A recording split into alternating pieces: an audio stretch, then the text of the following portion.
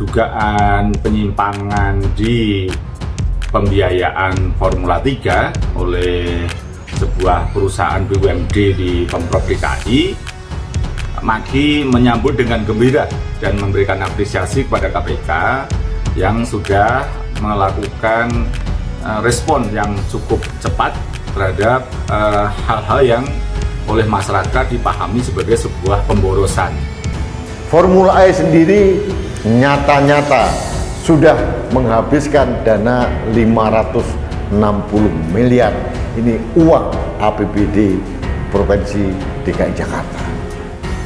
Dan sekarang interpelasi sedang digulirkan oleh dua fraksi, PDIP maupun fraksi PSI.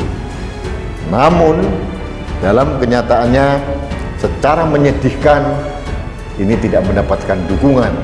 Bahkan kemarin saat sidang interpelasi 7 fraksi tidak hadir, sehingga jauh dari kata quorum, batal lagi. Bukan kemudian dengan hukum kemudian harus berbicara, harusnya ada kesadaran begitu. Jadi saya tidak merasa ini ada itikat baik. Bukti kwitansi pembayaran harusnya diberikan juga. Kemudian bagaimana keputusan bisa diambil di 2019 pada waktu itu hanya sisa 2 minggu, lalu kita mesti memutuskan uang triliunan rupiah mesti keluar, harusnya dijelaskan begitu. Jadi saya tidak melihat ini sebuah nilai yang positif gitu loh. Justru keterpaksaan yang saya lihat terjadi begitu. Kalau tidak ada masalah, tidak ada salah, kenapa takut ditanya anggota dewan? Apakah interpelasi akan menjadi liar kemana-mana, menjadi hak bertanya dan sebagainya? Kalau dia benar, hadapi saja interpelasi. Tapi karena mereka ini mentalnya pecundang, tidak berani.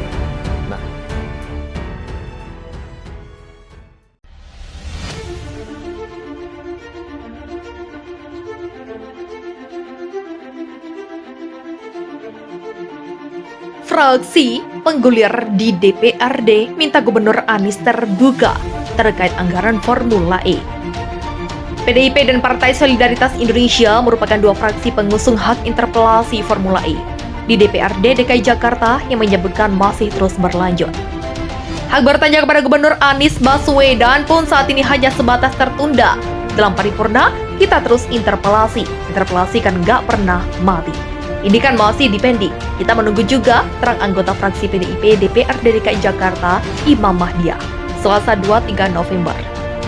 Menurutnya saat ini DPRD bersama Pemprov DKI masih mengejar pembahasan rancangan anggaran pendapatan dan belanja daerah DKI tahun anggaran 2022 yang harus disahkan menjadi perda APBD dalam beberapa hari ke depan. Setelah itu PDIP dan PSI sebagai inisiator, usulan hak interpelasi akan kembali mengajukannya. Ima berharap 7 fraksi lainnya akan terbujuk dan ikut mengusulkan interpelasi Formula E. Interpelasi fraksi PDIP jalan terus. Kita menunggu teman-teman yang lain suatu hari terbuka. Memang sebenarnya kan ini bukan kita mau menjatuhkan gubernur, tutur Ima. Lalu BUMD, PT Jakpro melakukan negosiasi ulang dan berhasil menurunkan beban biaya komitmen fee menjadi 560 miliar selama 3 tahun penyelenggaraan. Ima heran kenapa biaya komitmen fee awal begitu besar. Dan saat ini DKI bisa menurunkan kewajiban pembayaran semudah itu. Seharusnya di sini aparat penegak hukum sudah bisa melihat kecurigaan.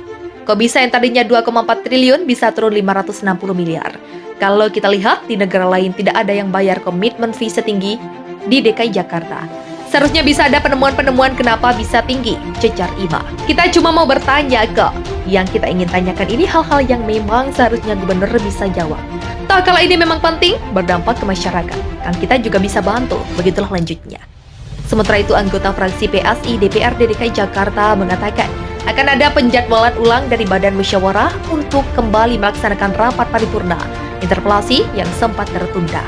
Cuma mungkin kita baru bisa mulai pekan depan, karena pada minggu lalu itu kami juga paralel bahas APBD, perubahan dan lanjut pembahasan APBD 2022. Ujarnya saat dikonsumsi, ditegaskannya rapat paripurna interpelasi Formula E harus diselesaikan. Menurut dia keputusan akhir apakah akan disetujui atau tidak harus dilakukan melalui mekanisme paripurna.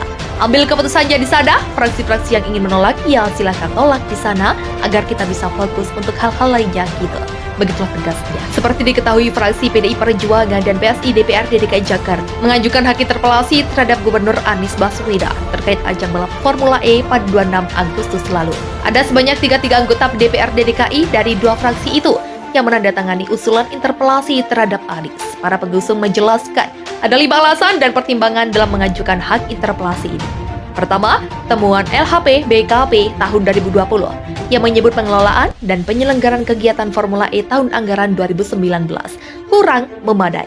Temuan itu mengindikasikan bahwa hasil feasibility studi yang dari PT Jakarta Propertindo belum menggambarkan aktivitas pembiayaan secara menyeluruh sebab tidak memperhitungkan biaya penyelenggaraan Formula E sebagai biaya tahunan yang wajib dibayarkan melalui APBD yang diletakkan pada SKPD Dispora. Kedua, sampai dengan LHP BPK 2021, pembiayaan Formula E masih bergantung dan membebani APBD.